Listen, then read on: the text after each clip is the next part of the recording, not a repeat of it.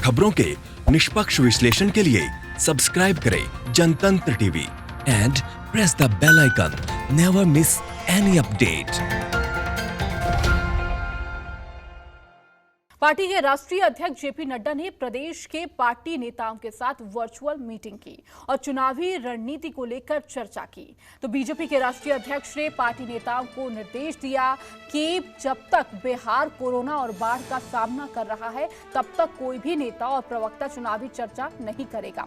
ऐसा करने पर वोटर बीजेपी से छिटक सकता है। जेपी नड्डा ने बीजेपी नेताओं का ज्यादा से ज्यादा मदद कार्य में शामिल होने और मदद कार्यों के जरिए ही जनता से संपर्क बनाए रखने के दिशा निर्देश जारी किए हैं। तो वर्चुअल मीटिंग थी। बीजेपी की चुनावी रणनीति में बदलाव किया गया है। जेपी नड्डा ने तमाम वर्चुअल मीटिंग करके कार्यकर्ताओं को दिशा निर्देश दिए हैं। तो उन्होंने कहा कि इस दौरान किसी भी तरीके से चुनाव को लेकर कोई बातचीत नहीं होनी चाहिए। अभी इस वक्त जिस तरीके से बिहार कोरोना और बाढ़ की दोहरी मार झेल रहा है, उस दौरान सिर्फ लोगों की मदद की जाए। मदद के जरिए ही वोटर को साधने की कोशिश इस वक्त बीजेपी कर रहा है। और अधिक बातचीत करने के लिए हमारे साथ श्रीकांत लगातार मौजूद हैं। श्रीकांत, कहा जा सकता है बीजेपी अब मदद के सहारे वोटरों को साधने की कोशिश कर रहा है? देखिए, पहले बीजेपी लगातार वर्चुअल रैली कर रही थी और वर्चुअल सम्मेलन कर रही थी। हर विधानसभा क्षेत्र में उसके नेता और विधायक वर्चुअल सम्मेलन कर रहे थे, रैली कर रहे थे।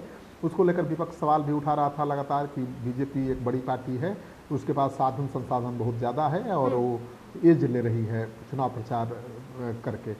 तो विपक्षी दलों की मांग थी कि वर्चुअल रैली पर रोक लगाई जाए, वर्चुअल प्रचार पर रोक लगाई जाए। लेकिन अब तो विपक्ष ने भी वर्चुअल रैली और सम्मेलन करने की तैयारी शुरू कर दी है। तेजस्वी यादव भी शुरू कर चुके हैं। तो मानकर चलिए कि अब बीजेपी चाहती है कि अब कोरोना के बहाने, कोरोना पीड़ितों की मदद करने के बहाने उसके कार्यकर्ता नेता गांव-गांव जाएं, उनसे संपर्क साधें और लोगों की संपैथी, लोगों से जुड़ें ताकि चुनाव में उसका फायदा मिले। क्योंकि विपक्ष आरोप लगा रहा है कि बीजेपी और जेडीयू को चिंता नहीं है कोरोना की, चिंता नहीं है बाढ़ पीड़ितों की और वो केवल चुनाव को लेकर चिंतित हैं। तो इसी आरोप को निराधार साबित करने के लिए बीजेपी के प्रदेश अध्यक्ष ने टास्क फोर्स बनाया है अपने पार्टी के नेताओं का और ये गांव-गांव जाएंगे, घर घर जाएंगे, लोगों को अवेयर करेंगे कोरोना के संक्रमण के बारे में, उनकी मदद करेंगे और उनको जोड़ने की कोशिश करेंगे पार्टी से और संगठन से। जी श्रीकांत, कहा जा सकता है बदली हुई रणनीति है जी, तो इसका मतलब ये कहा जा सकता है जिस तरीके से कहा जा रहा था विपत्ति को अवसर में बदलने की कोशिश की जा रही है, तो अब ये बीजेपी की जो इस वक्त रणनीति में बदलाव हुआ है, ये चुनाव में अवसर में बदला जा रहा है इसे? देखिए, बीजेपी और नीतीश कुमार दोनों की रणनीति बदल गई है। अब चुनाव प्रचार पर ज़्यादा जोर देने की बजाय ये लोग कोरोना संक्रमण को लेकर गांव-गांव में जाने की सोच रहे हैं, अपने कार्यकर्ताओं नेताओं को भेजने की तैयारी में हैं। और नीतीश कुमार ने तो बाढ़ पीड़ितों के अकाउंट में 6,000 रुपया देने का ऐलान कर दिया है। आपको पता ही है कि कोरोना के संक्रमण में जो प्रवासी बाहर फंसे हुए थे सबके अकाउंट में नीतीश कुमार की सरकार ने 1-1 हज़ार रुपया भेजा था। अब जो बाढ़ पीड़ित हैं सबके अकाउंट में 6-6 हज़ार रुपये भेजने की व्यवस्था सरकार कर रही है, उनको मुफ्त अनाज दे रही है, उनके रहने खाने की व्यवस्था कर रही है।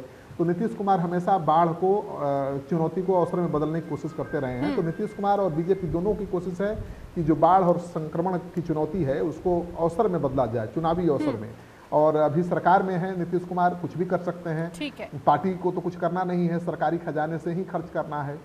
तो विपक्ष आरोप भी लगा रहा है कि सरकारी खजाने से आप चुनाव की तैयारी कर रहे हैं। ठीक है श्रीकांत, बने रहिए हमारे साथ, आगे भी आपसे चर्चा करेंगे।